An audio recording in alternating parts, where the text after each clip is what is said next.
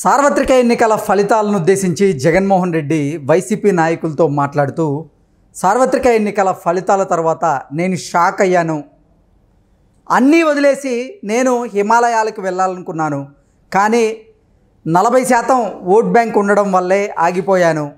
వైఎస్ఆర్సీపీ ఎంతో సంక్షేమం అందించినప్పటికీ ఆంధ్రప్రదేశ్ ప్రజలు వైఎస్ఆర్సీపీని కాదన్నారు అంటూ జగన్మోహన్ రెడ్డి ఒకంత బాధపడుతూ వైసీపీ నేతలతో మాట్లాడుతున్నట్లుగా కొన్ని వార్తలు వస్తున్నటువంటి నేపథ్యంలో రానున్న రోజుల్లో జగన్మోహన్ రెడ్డి వైసీపీని క్లోజ్ చేసి హిమాలయాలకు వెళ్ళబోతున్నాడా, అందుకే ఇటువంటి వ్యాఖ్యలు చేసి ఉంటాడా అనే అంశం మీద మనం విశ్లేషణ చేసుకునేటువంటి ప్రయత్నం చేద్దాం. ప్రస్తుతం మనతో పాటు ఉన్నారు ప్రముఖ సీనియర్ జర్నలిస్ట్, ప్రముఖ రాజకీయ విశ్లేషకులు దుర్గా కుమార్ గారు. సార్తో మాట్లాడదాం. సార్ నమస్తే. సార్ నమస్కారం. కృష్ణ గారు, మన వీక్షకులు కూడా నమస్కారం. ఎన్నికల ఫలితాలు చూసి షాక్ అయ్యాను. అన్నీ వదిలేసి నేను హిమాలయాలకు వెళ్ళాలనుకున్నా, కానీ 40% ఓట్లు మన పార్టీకి పోలవడంతోనే ఆగిపోయాను. వైఎస్ఆర్సీపీ ఎంతో సంక్షేమం అందించింది, అయినా ఆంధ్రప్రదేశ్ ప్రజలు మనల్ని నమ్మలేదు, మనల్ని చేత్కరించుకున్నారన్నట్లుగా జగన్మోహన్ రెడ్డి వైఎస్ఆర్సీపీ నాయకుల దగ్గర ఆవేదన వ్యక్తం చేసినట్లుగా కొన్ని వార్తలు వస్తూ ఉన్నాయి. ఏంటి సార్ ఆ వార్తల్లో వాస్తవం ఉందా? నిజంగా జగన్మోహన్ రెడ్డి వైఎస్ఆర్సీపీని క్లోజ్ చేసి హిమాలయాలకు వెళ్ళాలనుకున్నారా? ఒకవేళ ఇప్పుడు కుదరకపోతే రానున్న రోజుల్లో వెళ్ళే అవకాశం ఉందా అంటే ఏం చెప్తారు? నిజంగా జగన్మోహన్ రెడ్డి గారు కనుక హిమాలయాలకు వెళ్తే అక్కడున్న హిమాలయ పర్వతాల్లో ధ్యానం చేసుకుంటున్న ఈ యోగులు, మునులు వీళ్ళ ఎవరో కూడా అక్కడ ఉండరండి. ఆడ తపస్సు చేసే పరిస్థితి ఉండదు అంటారు. అక్కడ ఎవరిని ఉంచడు. ఎందుకంటే ఒక అశాంతిపరుడు, ఒక ఇలాంటి వ్యక్తి, అరాచక వ్యక్తి ఇక్కడ ఆంధ్రప్రదేశ్ చేసిన అరాచకం 5 ఏళ్లలో చాలురా నాయన, నువ్వు ఇక పక్కకు జరగమంటే ఇంకా నాకు 40% ఓట్లు ఉందన్నారు. అంటే ఇంకా ఇంత ఓటమి వస్తాయని వాళ్ళు ఊహించలా.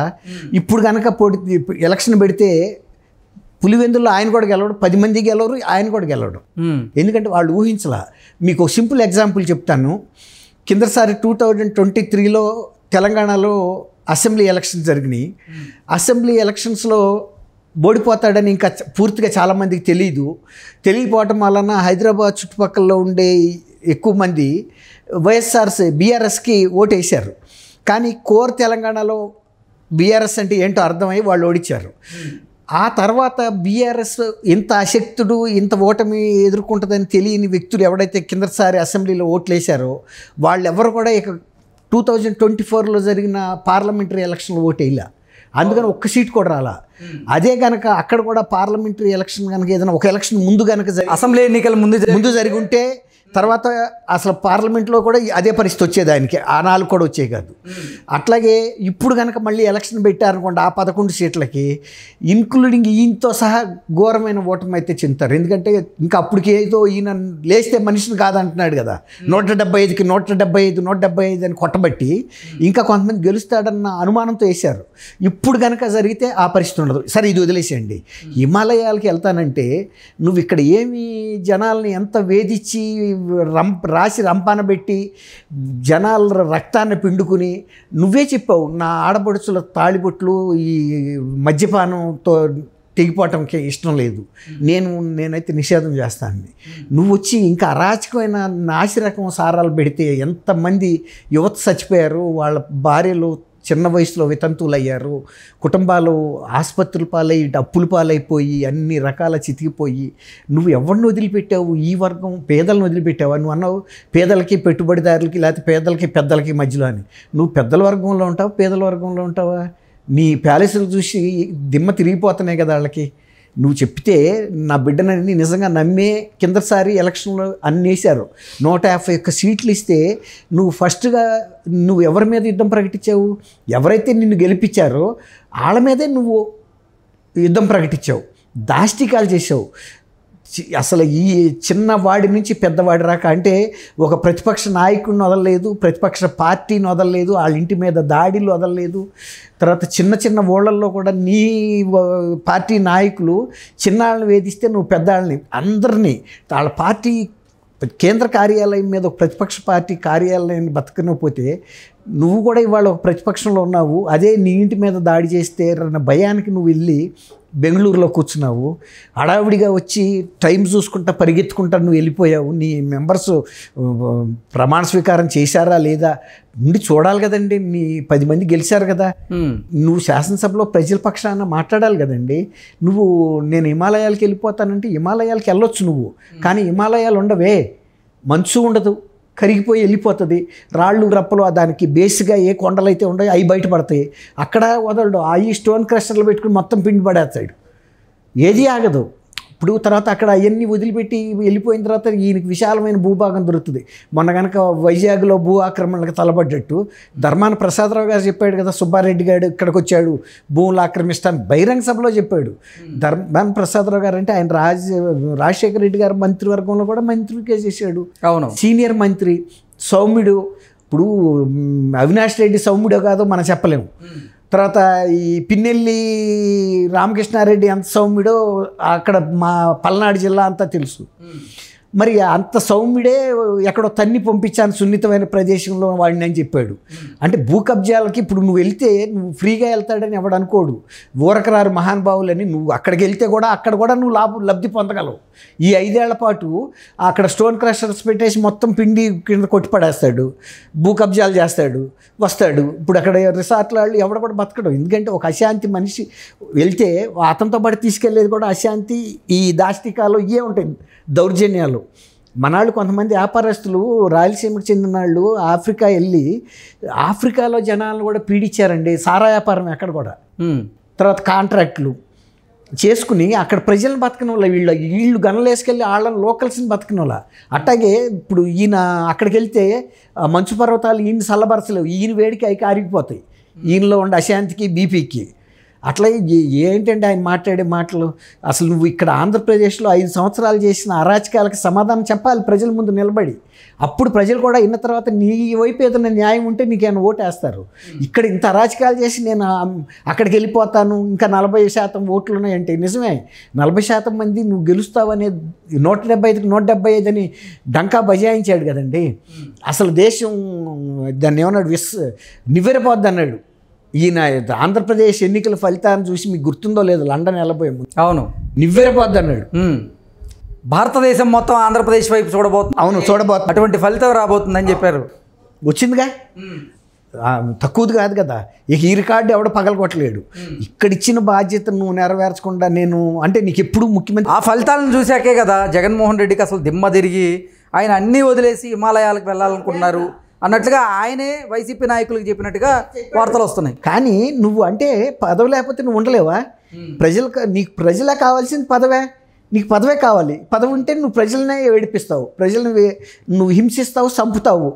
ఇంటికి తీసుకెళ్ళి డోర్ డెలివరీలు చేసిన వాళ్ళని నీ బస్సులో నీ పక్కన కూర్చోబెట్టుకుంటావు. కనీసం పార్టీ నుంచి సస్పెండ్ చేయటం కానీ ఆ సంఘటన మీద ఖండించడం కానీ జరిగిందా?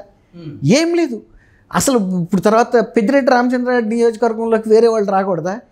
అంటే ఏంటిది ఈ పాలిగాడు? మీరేమో జగన్మోహన్ రెడ్డి పాలనలో ఆయన అరాచకాలు చేశారు, దాష్టికాలు చేశారు, అన్యాయాలు చేశారు, అవినీతి చేశారు, అందుకేగా ఈ ఫలితం వచ్చింది మీరు చెప్తున్నారు. ఆయనేమో నేను అసలు నా పాలనలో ఈ 5 ఏళ్ళు ప్రజలకు ఎంతో సంక్షేమం అందించినా కానీ ప్రజలు ఇటువంటి తీర్పునిచ్చారు, ఇదేంటి నాకు అసలు షాక్ అయ్యాను అన్నట్లుగా ఆయన మాట్లాడుతున్నట్లు వార్తలు వస్తాయి. అవును, ఇంతవరకు ఏ చీఫ్ మినిస్టర్ కూడా ప్రజల సొమ్ముని ప్రజల కోసం సంక్షేమానికి పెట్టి నేను ఇచ్చాను, నా అక్క చెల్లెళ్ళు ఏమయ్యారు, నా అవ్వతాతలు ఏమయ్యారు, నా అక్క చెల్లెళ్ళు వేసిన ఓట్లు ఏమయ్యాయి, నా అన్న తమ్ముళ్ళు వేసిన ఓట్లు ఏమయ్యాయి, నా అవ్వాతాతలు వేసిన ఓట్లు ఏమయ్యాయి అంటున్నాడు. ఎక్కడో జరిగిందని తెలుస్తుంది కానీ దానికి నాకు ఆధారాలు లేవు, నేనేం చేయాలి అనే నిర్వేదం చెబుతాడు కాసేపు.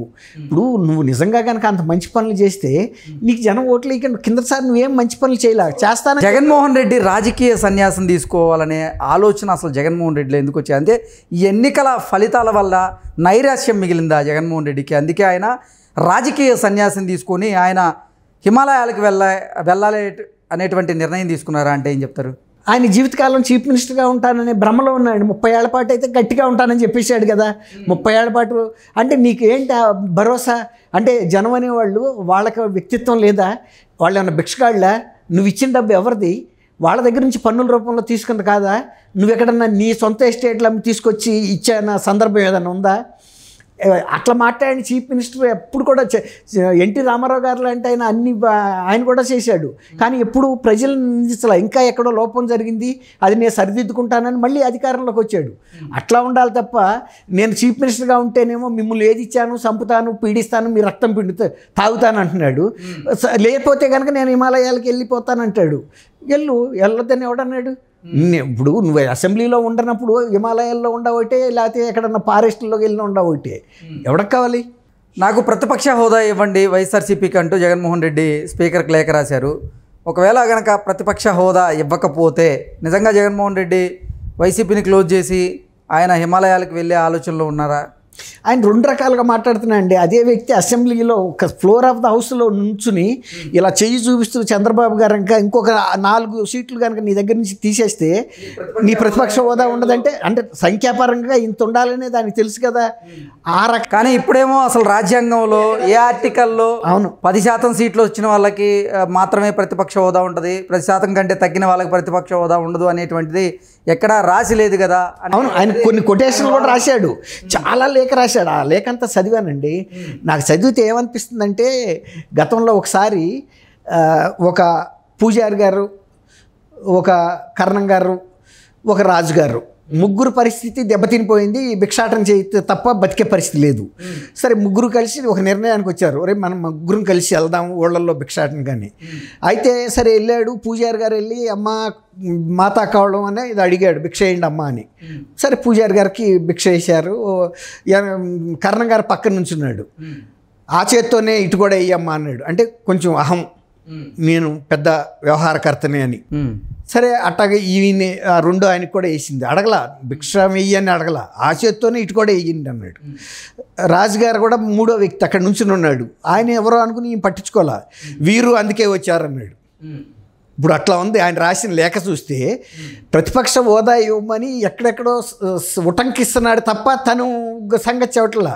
స్ట్రైట్గా అడుగు, నువ్వు స్ట్రైట్గా నాకు ప్రతిపక్ష హోదా ఇవ్వండి, ఇదిగో ఈ సందర్భం ఉందని, అది అడగట్లేదు. ఎక్కడో పలానాళ్ళకి ఇచ్చారు, ఎక్స్కి ఇచ్చారు, వైకి ఇచ్చారు, జెడ్కి ఇచ్చారు, అవన్నీ ఎందుకు? నువ్వు ఆయన ఏం చెప్పాడు, అయ్యన్న పాత్రుడు గారు స్పీకరు, నువ్వు ప్రతిపక్షంలో ఉన్నావు, నీకు ప్రతిపక్ష హోదా రాలేదు, రాకపోయినా కూడా నువ్వు ప్రతిపక్షంలో ఉన్నావు కాబట్టి నీకు కావాల్సిన టైం నేను ఇస్తాను, మీ గౌరవం నేను దక్కిస్తాము. ఆయన క్యాబినెట్ తర్వాత ఆయన్ని పదవి శాసనసభ్యుడిగా ప్రమాణ స్వీకారం చేయమంటే అక్కడేమో సంతోషంగా చేశాడు, నాకు గౌరవించారని. బయటికి వెళ్ళి ఆయన గవర్నర్కి రాసిన లేఖలో నన్ను అవమానించారు, క్యాబినెట్ మినిస్టర్ల తర్వాత నన్ను పిలిచారని. నీకు ప్రతిపక్ష హోదా ఇచ్చినా నువ్వు క్యాబినెట్ మంత్రి హోదాయే కదా ప్రతిపక్ష నాయకుడిగా. వాళ్ళు నిన్ను అవుట్ ఆఫ్ టర్న్ ఇచ్చారు, నిన్ను ఆల్ఫాబెటికల్గా పిలవకుండా నువ్వు గతంలో ముఖ్యమంత్రిగా చేసావని. నువ్వు గేట్ 1లో నుంచి ఇప్పుడు ఎట్లా వస్తావు? నువ్వు ముఖ్యమంత్రి కాదు, లేకపోతే ప్రతిపక్ష నాయకుడు కాదు. ఎవరైతే గేట్ 1లో ప్రోటోకాల్ ప్రకారం ఉంటుందో వాళ్ళే రావాలి, మిగిలిన వాళ్ళు గేట్ 2లోంచి వస్తారు.